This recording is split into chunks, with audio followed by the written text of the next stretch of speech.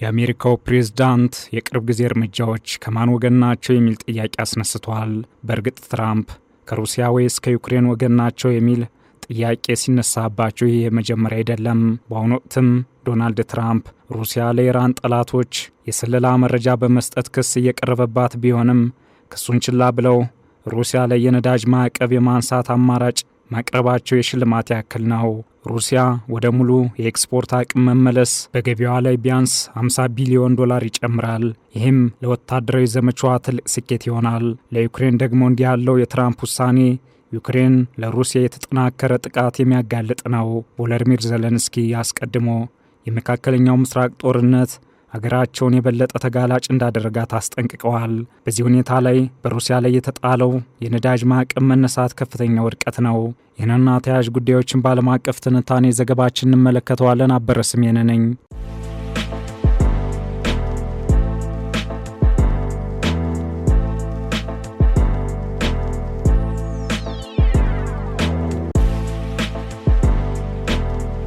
ትራምፕ በነዳጅ ገበያዎች ላይ ትኩረት ባደረገው ንግግራቸው ከኢራን ጋር የሚደረገው ጦርነት በቅርቡ ያበቃል ብለው እንደሚያስቡ ተናግረዋል። ፕሬዝዳንቱ ይህ ጦርነት በጣም የተሟላ ነው ባይ ናቸው።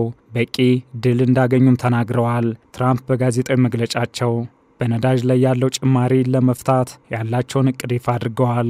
ከፍተኛ የዋጋ ንረት እየታየበት የሚገኘውን የነዳጅ ዋጋን ለመቀነስ የተወሰኑ ከነዳጅ ጋር የተያያዙ ማዕቀቦች እንደሚነሱም ተናግረዋል።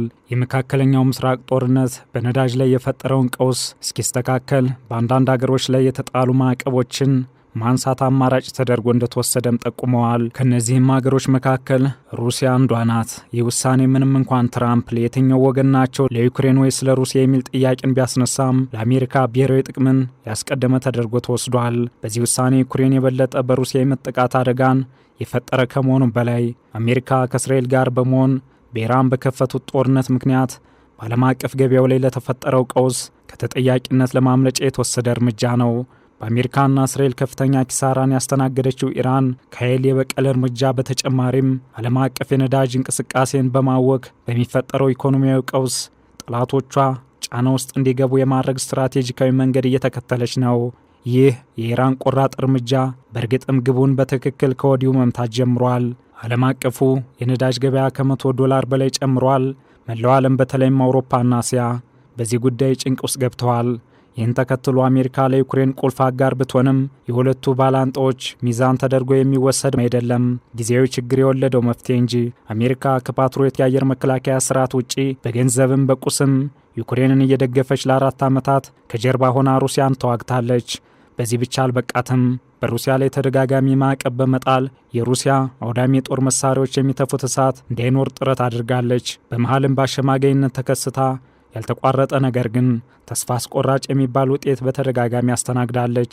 ያን ከሁለተኛው የዓለም ጦርነት ወዲህ በአውሮፓ ምድር ከፍተኛ እልቂት ያስተናገደ ጦርነት በአሸማጋይነት ለመፍታት እስካሁን አልተቻላትም። አሁን ደግሞ በመካከለኛው ምስራቅ ጦርነት ተጠምዳለች። እናም የሩሲያ ዩክሬን ጦርነት በጊዜያዊነት ትኩረት ተነፍጎታል።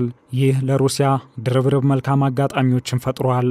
አንድም ዩክሬን በዚህ ጊዜ ከአጋሮቿ የምታገኘው ወታደራዊ ድጋፍ በመቀነሱ እንደ ልብ ዩክሬንን መደብደብ ጀምራለች። በሌላ በኩልም በነዳጅ ማዕቀብ ምክንያት ታጣው የነበረው $50 ቢሊዮን በላይ ገቢዋን ዳግም የምታገኝበት አጋጣሚ ተፈጥሯል። ነገር ግን በሩሲያ ላይ የነዳጅ ማዕቀቦችን መነሳቱ ሰላምን አያመጣም። ይልቁንም በዓመት $100 ቢሊዮን በላይ ገቢ እንዲኖራት እድል በመፍጠር የበለጠ ወታደራዊ አቅም የምትፈጥርበት አጋጣሚ ነው።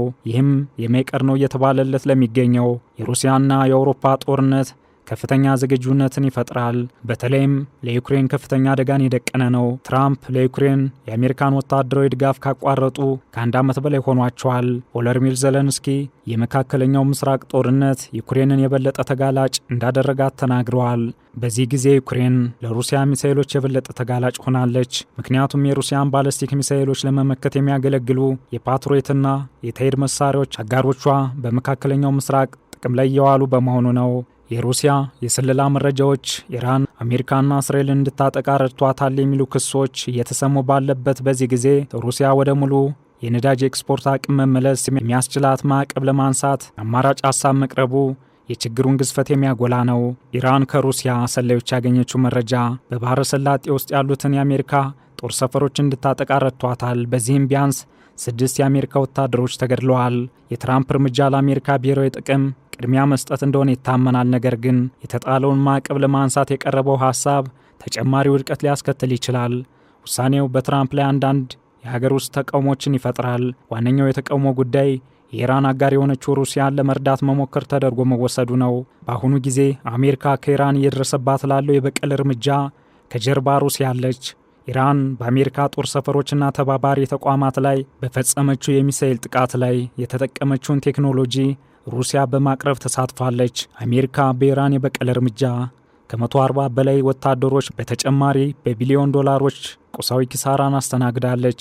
እንደ ኢራን የጦርነት መቆም ቅድመ ሁኔታ ከሆነም ገና ለደረሰው ኪሳራ የካሳ ክፍያ ከአሜሪካ ትፈልጋለች። ይህ በሆነበት ሁኔታ በተዘዋዋሪ የአሜሪካ ጠላት በሆነችው ሩሲያ ላይ የተጣለን የነዳጅ ማዕቀብ ማንሳት የመጨረሻው አማራጭ ከመሆን ውጭ ምን ሊሆን ይችላል?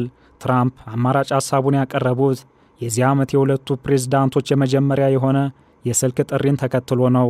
የሩሲያ ልዩ ልዑክ ኪሪል ዲሜትሪቭ ከዋሽንግተን ጋር ጉዳዩን እየተወያዩበት እንደሆነ ተናግረዋል። ኪሪል ዲሜትሪቭ ካቻቸው ስቲቭ ዊትኮፍ ጋር ባረጉት ውይይት የትራምፕ አስተዳደር ከፍተኛ ባለስልጣናት የማግኘት ዕድል አግኝተዋል። በውይይቱ ከ12 እስከ 14 ትሪሊዮን ዶላር የሚያካትቱ በርካታ የንግድ ዕድሎችን ተወያይተዋል። ሁለቱ ልዑካን ባለፈው ዓመት ሚያዝያ ወር ቢያንስ 9 ጊዜ ተገናኝተዋል።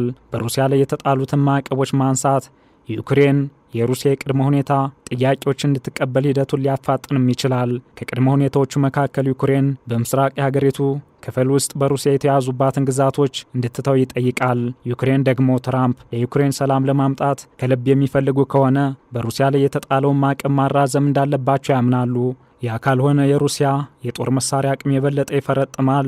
ትራምፕ የነዳጅ ማዕቀቦችን በማንኛውም መንገድ ካነሱ የሩሲያ የጦር መሳሪያ አቅም አስተማማኝ ይሆናል። በመጨረሻም በዩክሬን ውስጥ ተጨማሪ የሲቪሎች ሞት፣ የንብረት ውድመትና የመሬት መነጠቅን ያመጣል። ይህ የመጣው ደግሞ ዩክሬን አሜሪካና ሌሎች አጋሮቿ የኢራን ጥቃቶችን ለመከላከል አንዳንድ የመከላከያ ስርዓቶችን ወደ ባህረ ሰላጤው እያዞሩ ባለበት ወቅት ነው። ይህም ለዩክሬን በእንቅርት ላይ ጆሮ ደግፍ ሆኗል። ጉዳዩን በገለልተኛነት ለሚመለከቱት በእርግጥም ይህ አስቂኝ ነገር ነው። ትራምፕስ በእርግጥ ከየትኛው ወገን ናቸው?